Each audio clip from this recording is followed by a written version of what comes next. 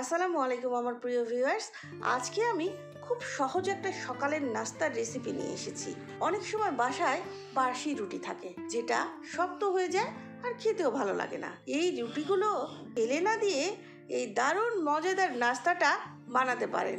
এটা বানানো যেমন সোজা, খেতেও কিন্তু দারুণ মজা। খেয়ে কেউ বুঝতেই পারবে না যে এটা বাসি রুটি দিয়ে বানানো কিনা। তাহলে চলুন ভিউয়ার্স, আমরা নাস্তা বানানো শুরু করি। প্রথমে একটা বাটিতে আমি 2টা ডিম নিয়েছি।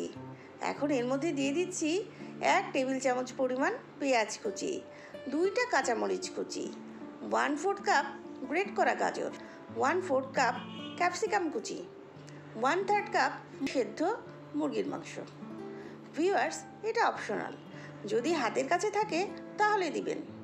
আরও দিয়ে দিচ্ছি 1 টেবিল চামচ পরিমাণ ধনেপাতা কুচি, 1/4 চা চামচ গার্লিক পাউডার, 1/4 চা চামচ জিঞ্জার পাউডার। এই দুটা অপশনাল, মুরগির মাংস না দিলে রসুন আর আদা গুঁড়া দেওয়ার দরকার নাই।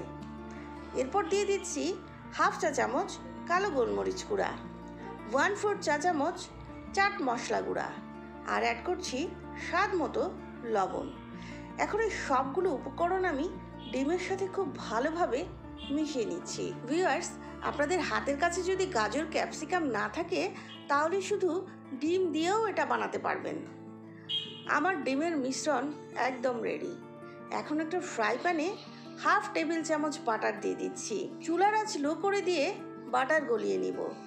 এখন আমি এর মধ্যে ডিমের মিশ্রণটা ঢেলে দিচ্ছি। এভাবে ফ্রাই প্যানের মধ্যে বিছিয়ে দিচ্ছি। আমার ডিম দেওয়া শেষ। এখন এর উপরে একটা বাসি রুটি বিছিয়ে দিয়ে এভাবে একটু চাপ দিয়ে দিচ্ছি, যাতে ডিমের মিশ্রণের সাথে রুটিটা লেগে যায়। ভিউয়ার্স, আমি এই রুটিটা বাজার থেকে কিনেছি। বাসায় বানানো বাসি রুটি দিয়েও এটা বানানো যাবে।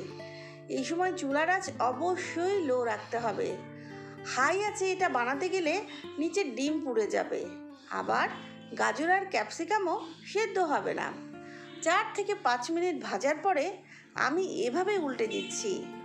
এখন আমি এর উপরে কিছু গ্রেট করা চিজ ছিটিয়ে দিচ্ছি। চিজের পরিমাণ যে যেরকম পছন্দ করেন সেরকম দিবেন। চিজ দেওয়া হয়ে গেলে এর উপরে আমি আরও একটা রুটি বিছিয়ে দিয়ে এভাবে একটু চেপে দিচ্ছি, যাতে রুটির সাথে চিজটা আটকে যায়। এখন আরও 3 থেকে 4 মিনিট ভেজে নিয়ে আবার এভাবে উল্টে দিব, যাতে উপরের রুটিটা ভাজা হয়। ভিউয়ার্স, এখানে আমার রুটিগুলো আগে থেকেই ভাজা, তাই খুব বেশি সময় ধরে ভাজার দরকার নাই। জাস্ট চিজ গলে রুটি গরম হলেই আমি নামিয়ে নিব। এভাবে লো আছে আরও 4 মিনিট মতো ভাজার পরে আমি চুলা থেকে নামিয়ে নিচ্ছি। এখন একটা বোর্ডের উপরে নিয়ে এভাবে কেটে নিচ্ছি।